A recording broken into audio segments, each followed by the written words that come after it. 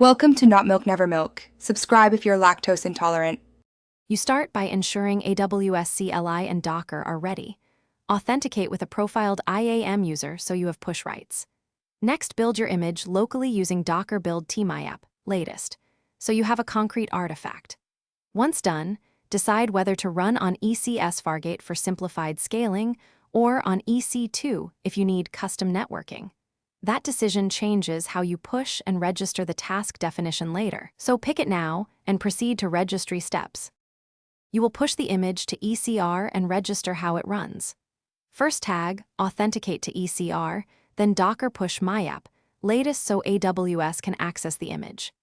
After upload, create an ECS task definition specifying container port, environment variables, and resource limits.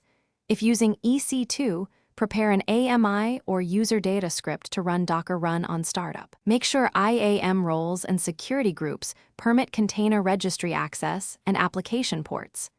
These steps wire image to runtime and enforce resource, network, and secrets policies. You deploy the service or launch the EC2 instance and then verify it's serving. Use ECS service start or Docker run. Follow logs in CloudWatch or Docker logs to confirm health. Once running, test endpoints with curl and adjust desired count or auto-scaling rules to match load.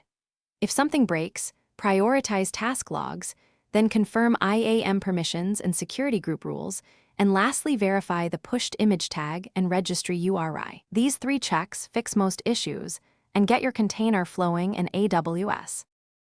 Thanks for watching. If this was helpful, leave a like and consider subscribing. See you next time.